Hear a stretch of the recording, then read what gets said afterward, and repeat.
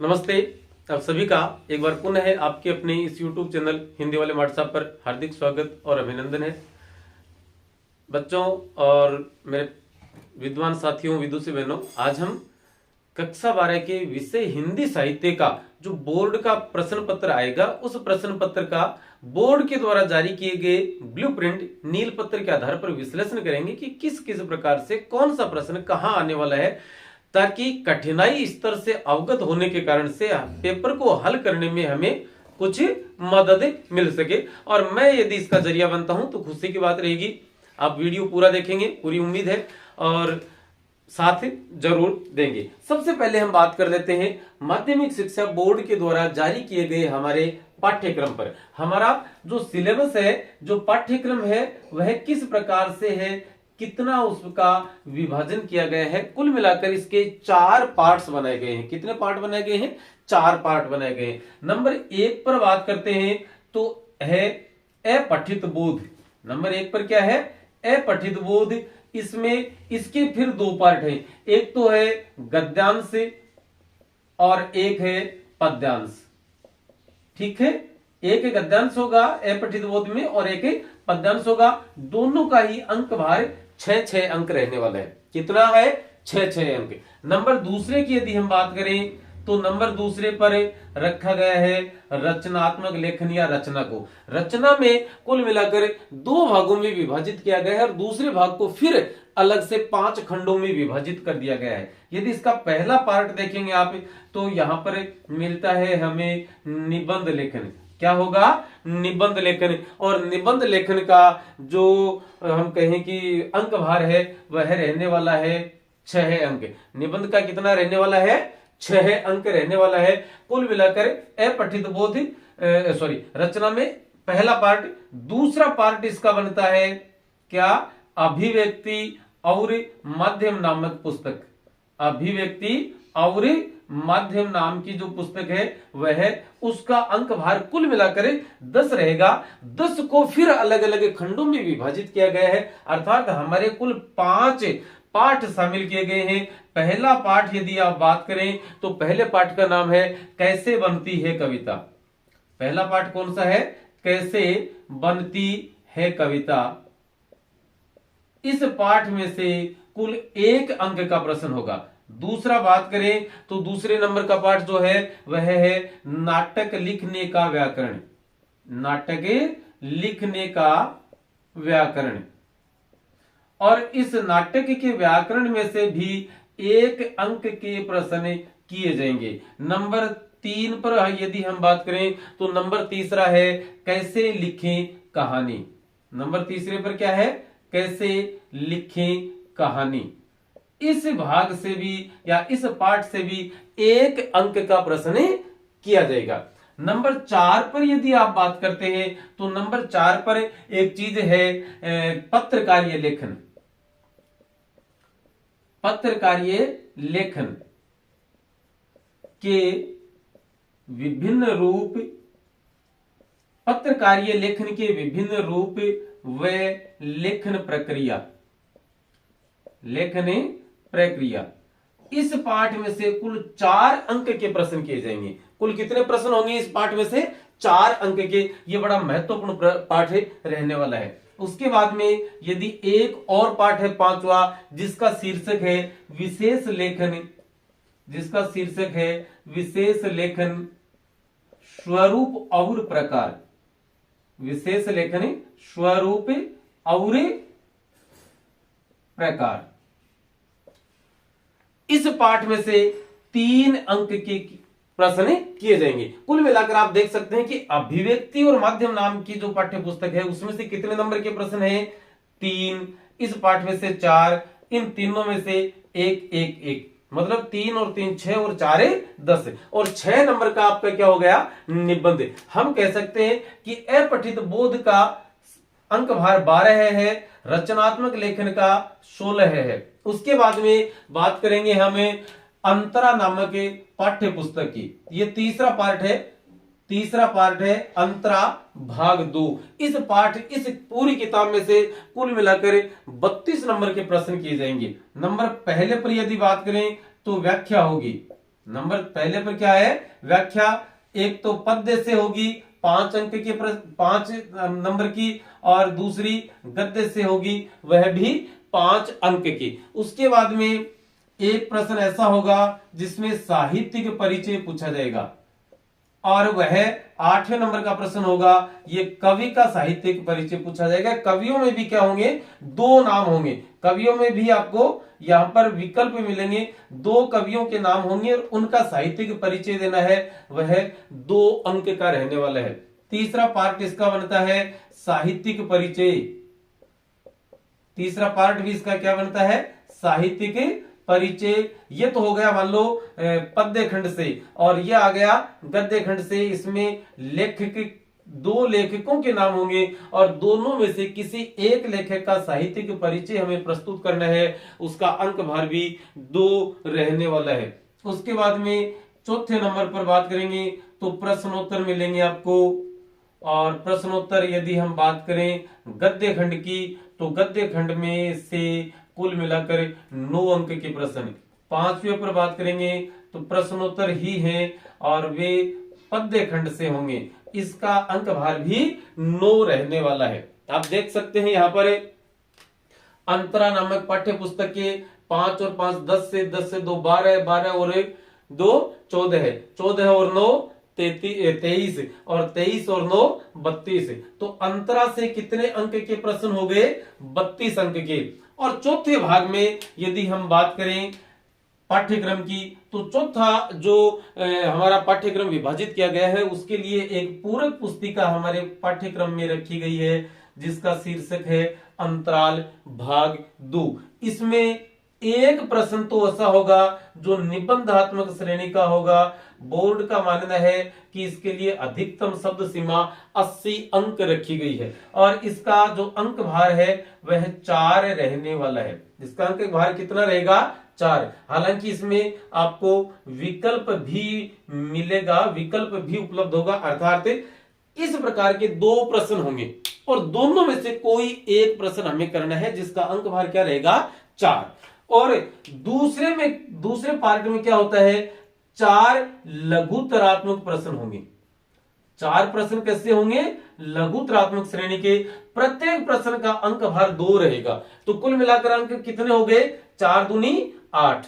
8 अंक के प्रश्न हो गए लघुतरात्मक श्रेणी के। अब आप देख सकते हैं कि अंतराल का जो कुल अंक भार है वह कितना हो गया, 8 और 4 12 है। अब बात करते हैं 5वें छंद प्रकरण की, जिसका शीर्षक है काव्यांग परिचय। जिसका शीर्षक क्या है, काव्यांग परिचय। इस काव्यांग परिचय को भी कुल मिलाकर 4 भागों में विभाजित किया गया है। एक तो है काव्य गुण, एक तो क्या है, काव्य गुण, इसमें से 1 अंक का प्रश्न होगा। उसके बाद में काव्य दोष, इसमें से भी 1 अंक का प्रश्न होगा। और छंद में से कुल मिलाकर 2 अंक के प्रश्न हैं। और अलंकार में से कुल मिलाकर 4 अंक के प्रश्न हैं। तो कुल कितने, काव्यांग परिचय का भार कितना हो गया, 4 2 6 7 और 8, कुल मिलाकर कितना हो गया उसका अंक भार, 8 अंक।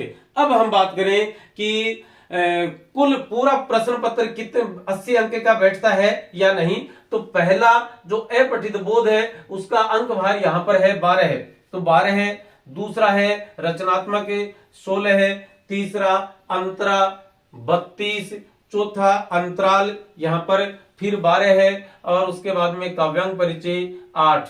तो यहां देखेंगे 2 6 8, 2 10, 2 12, 12 और 8 20, हसल पाई 2 1 2 1 3 1 4, 4 और 3 7 और 1 8, कुल मिलाकर 80 अंक का फॉर्मूला हमारा यहाँ पर बैठता है। ये आपका सिलेबस रहने वाला है कि कौन सा भाग किस पार्ट से होगा, कितना उसका अंक भार रहने वाला है। आप चाहें तो इसका एक स्क्रीनशॉट ले सकते हैं, हम सामने से साइड हो जाते हैं, आप इसका एक स्क्रीनशॉट ले लेंगे और उसके बाद बात करते हैं आगे। तो ले लिया होगा अभी। अब चलते हैं कि पहले प्रश्न से लेकर 21वें प्रश्न तक कुल मिलाकर किस किस प्रकार से प्रश्न रहेंगे और हमें क्या क्या जवाब देने हैं, कौन से प्रश्न में किस प्रकरण से प्रश्न किया जाएगा, देखते हैं। पहला प्रश्न, और पहला प्रश्न यदि हम देखें तो वह आता है नंबर 1 पर बात करेंगे तो पहला प्रश्न अपठित बोध से होगा और अपठित गद्यांश से होगा। इसमें से 6 अंक के प्रश्न होंगे और सभी के सभी प्रश्न बहुविकल्पात्मक होंगे, अर्थात कहेंगे कि इसमें ए पेचीदा वाले प्रश्न होंगे। और ये ए पार्ट है इसका पहले ही प्रश्न का। बे पार्ट में क्या रहेगा, अपठित पद्यांश से होगा जिसका अंक भार भी 6 रहेगा और उसमें भी ये बहुविकल्पात्मक प्रश्न आपके सामने रहेंगे। बात करेंगे दूसरे प्रश्न की। बात किसकी करते हैं, दूसरे प्रश्न की। तो इसमें रिक्त स्थान की पूर्ति वाले प्रश्न होंगे। कौन से प्रश्न होंगे, रिक्त स्थान की पूर्ति वाले। पहला प्रश्न होगा काव्य गुण से संबंधित है। पहला, यदि ये बात कब तक लागू है, जब तक बोर्ड के द्वारा जारी किए गए ब्लूप्रिंट के आधार पर प्रश्न पत्र तैयार होता है तब तक। तो काव्य गुण से। दूसरा प्रश्न है वह काव्य दोष से।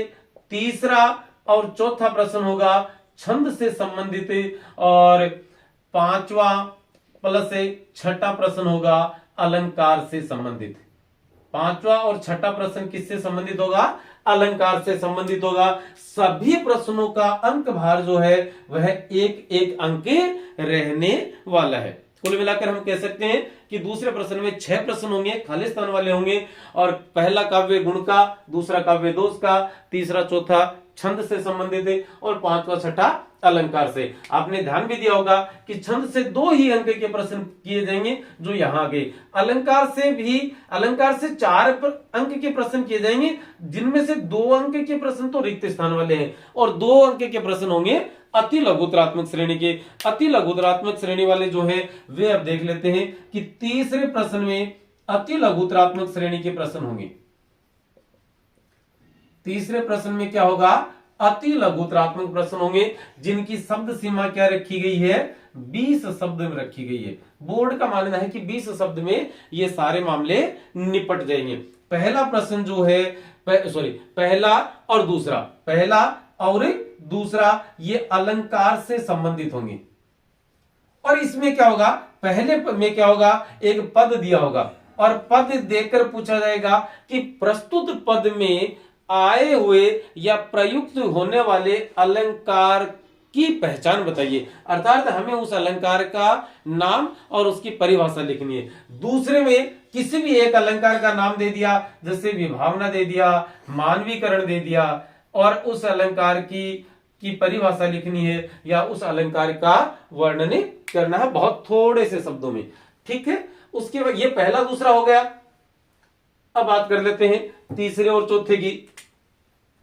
तो तीसरा और चौथा ये दोनों शब्द हैं, ये अभिव्यक्ति और तीसरा और चौथा शब्द नहीं प्रश्न, ये अभिव्यक्ति और माध्यम नाम की पुस्तक से आएंगे।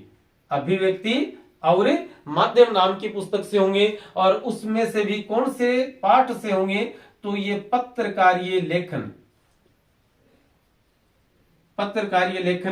के विभिन्न रूप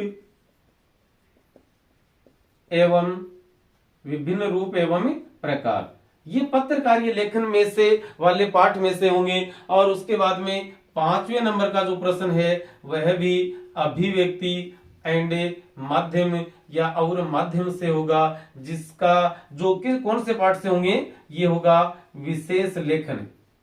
ये कौन से पाठ से होने वाले हैं, विशेष लेखन, स्वरूप और प्रकार। इस पाठ में से ये प्रश्न रहने वाले हैं।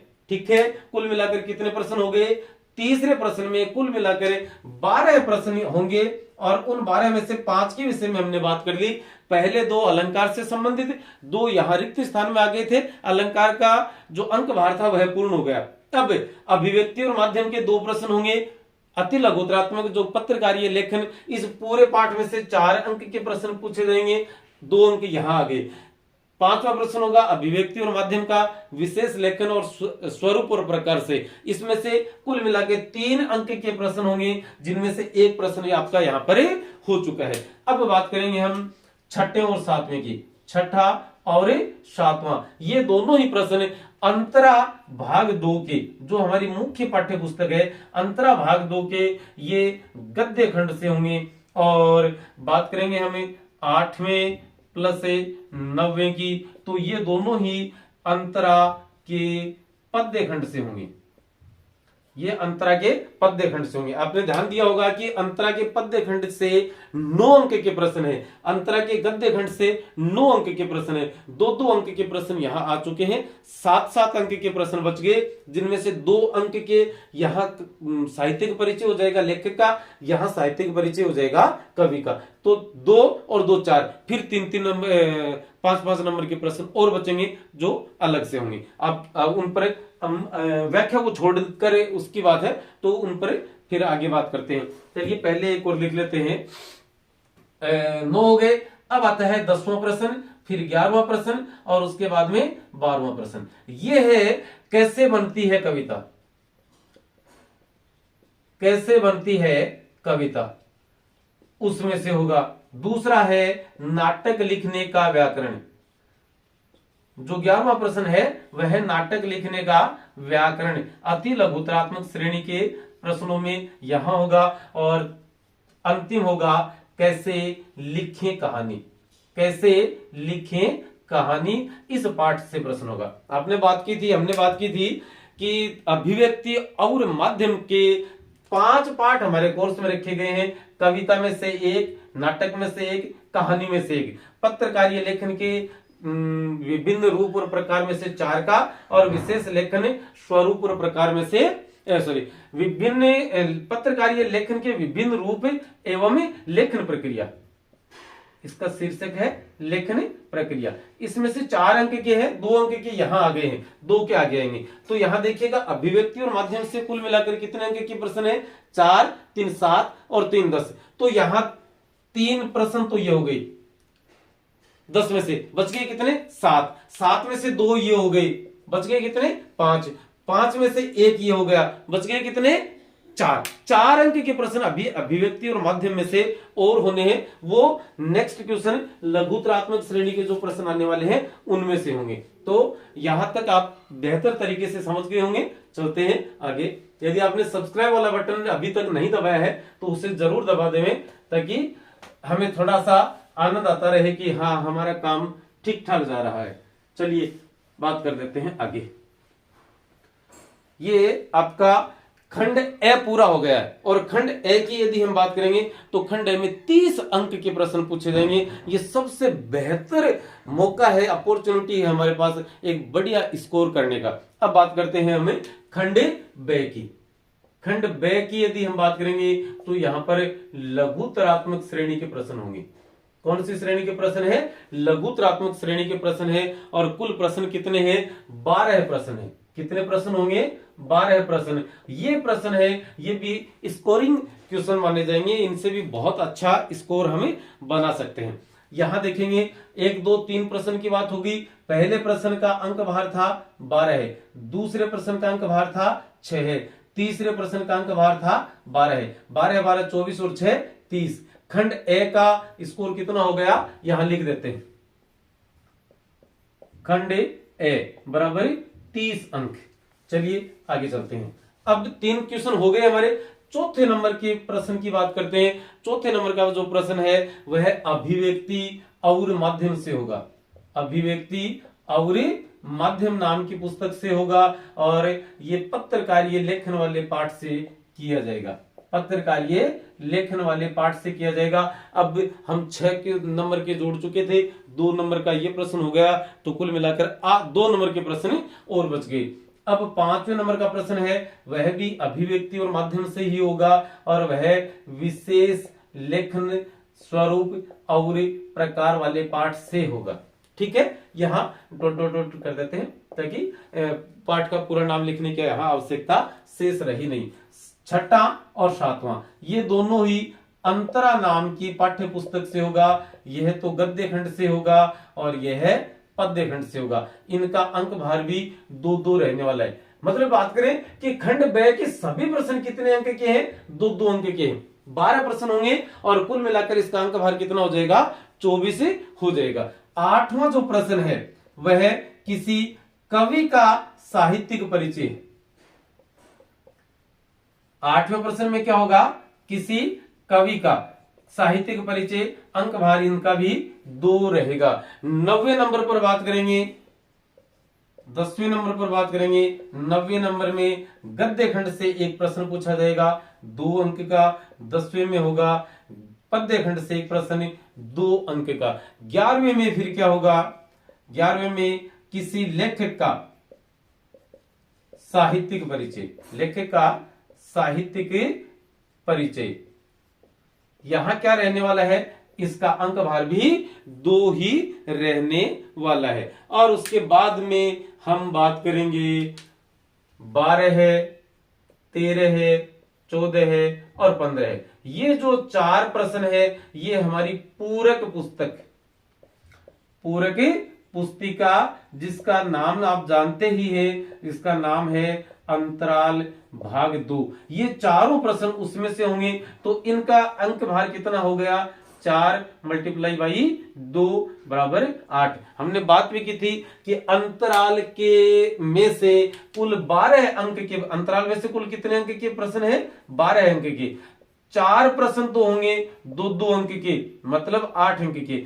एक प्रश्न होगा 4 अंक का, मतलब कुल 12 है। और ये जो 4 प्रश्न थे वो यहां खंड ब के 12 है, 13 है, 14 है और 15 है। इन शीर्षकों, इस क्रमांक पर आपको यहां पर उपलब्ध होंगे। यहां से हमें इसका उत्तर देना है। और इसके बाद में यदि हम बात करें अगले प्रश्न की, 16वें नंबर के प्रश्न की, तो खंड ब में देखिएगा 1 2 3 4 5 6 7 8 9 10 11 12 और 12 दूनी 12 प्रश्न और 2-2 अंक के हैं। तो खंड ब का अंक भार लिख देते हैं ब बराबर 24। खंड ब का अंक भार कितना हो गया, 24 अंक। अब बात करेंगे खंड स की। पेपर के भाग स में क्या होगा, पेपर के भाग स में कुल मिला के हम कहें कि निबंधात्मक प्रश्न होंगे। 15 नंबर तक चले गए हम।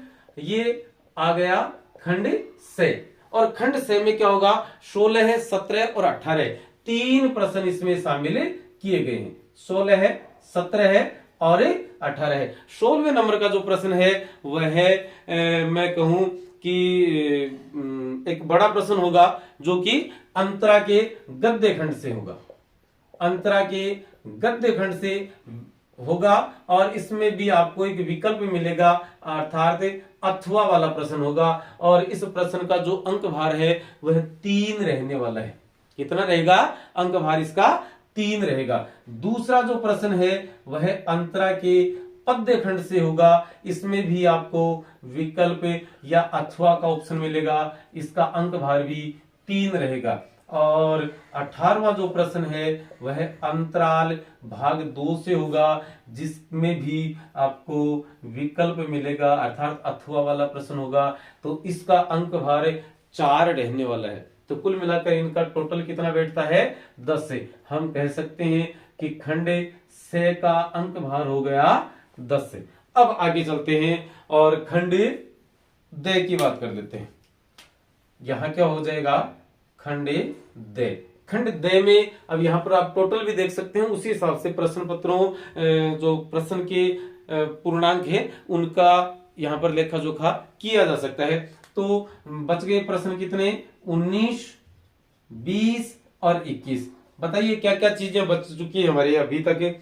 2 तो अंतराल से बची हुई है, 2 चीजें तो अंतराल से बची हुई हैं। 10 अंक के प्रश्न अभी भी अंतराल से आने शेष हैं। अंतराल से कौन कौन से आने शेष हैं, यहां पर व्याख्या होगी, यहां पर क्या होगा, व्याख्या। और कौन से की, गद्य खंड की। इसमें भी आपको विकल्प मिलेंगे, अर्थात 2 व्याख्याएं होंगी और आपको कोई एक वहां पर करनी है। ठीक है, सॉरी गद्य नहीं, पद्य, कविता का। पहले कविता होगी और उसके बाद में इसका अंक भार क्या रहेगा, ये सप्रसंग व्याख्या होगी। सप्रसंग का अर्थ आप समझते ही हैं, सप्रसंग व्याख्या है। और इसका अंक भार 1+4 रहने वाला है। 1+4 बराबर 5 रहने वाला है। यहां पर क्या होगी, वही सप्रसंग व्याख्या है। और जो कि गद्य खंड से है, विकल्प यहां भी मिल रहा है। नंबर यहां भी 1+4 है, अर्थात 5 अंक के प्रश्न है। और 21वां जो प्रश्न है वह हमारा बच गया निबंध का। निबंध के कुल कितने टॉपिक होंगे? 4 शीर्षक दिए होंगे और उन 4 शीर्षकों में से कोई एक हमें करना है। इसका अंक भार जो है वह 6 अंक रहने वाला है। कितना होगा? 6 अंक। कुल मिलाकर हम क्या कहेंगे कि खंड द का अंक भार हो गया 5 5 10 और 6 16 अंक। यहां हम लिखते हैं खंड द, और खंड द का अंक भार हो गया 16 है। आप टोटल करके देख सकते हैं 6 4 और 6 10, 0 हासिल की 1, 3 और 1 4, 4 और 5 6 7 और 8। कुल मिलाकर हमारा अंक भार कितना बैठ गया? 80 अंक बैठ गया। इस 80 अंक के प्रश्न पत्र के लिए आपको 3 घंटे 15 मिनट का समय बोर्ड के द्वारा दिया जाएगा और उस पूरे समय में आपको ये पूरा प्रश्न पत्र हल करना है। हमारी पूरी शुभकामनाएं आपके साथ हैं। एक और बात बताते चलते हैं कि हमारी अंतरा पाठ्य पुस्तक के जितने भी पाठ हैं, सभी पाठों की व्याख्या, सभी पाठों के प्रश्नोत्तर, सभी गद्य खंड के पाठों के प्रश्नोत्तर, इसके अलावा काव्यांग विवेचन में काव्य गुण, काव्य दोष, छंद और अलंकार, उसके बाद में अभिव्यक्ति और माध्यम के 5 पाठों के प्रश्न उत्तरों के वीडियो आपको इसी चैनल पर उपलब्ध हो जाएंगे, सभी के मिल जाएंगे। एक पोर्शन ऐसा है जिसके विषय में अभी तक हमारी बात हुई नहीं है, वह है निबंध। और निबंध पर बात करने के लिए बहुत जल्द हम आपके सामने उपस्थित होंगे कि निबंध में 4 शीर्षक जो आते हैं ना, वो आते कहां से? क्या उनमें कोई वैरायटी होती है या क्या उनका कोई क्राइटेरिया होता है? किस प्रकार से वो हमारे सामने उपलब्ध होते हैं? तो हम चाहते हैं कि आप पूरी तरीके से, बेहतर तरीके से तैयारी करेंगे और आपके इस प्रश्न पत्र में मेरे हिसाब से ठीक ठाक अंतराल भी आपको मिल जाएगा। और अभी आप चैनल को सब्सक्राइब जरूर कर लेंगे। और यदि कोई क्वेरी हो तो आप इस नंबर पर व्हाट्सएप या कॉल के माध्यम से जानकारी प्राप्त कर सकते हैं। क्योंकि बोर्ड एग्जाम में ड्यूटी लगी है तो हो सकता है फोन बंद रहे कभी कभार, लेकिन फिर भी उपलब्ध जब भी होंगे आप मैसेज छोड़ देवें और इस नंबर पर आप सूचना देवें। हम आपकी मदद के लिए अपने आप को समर्पित रखेंगे, तैयार रखेंगे। फिलहाल इतना ही। नमस्ते, धन्यवाद, जय हिंद, जय भारत।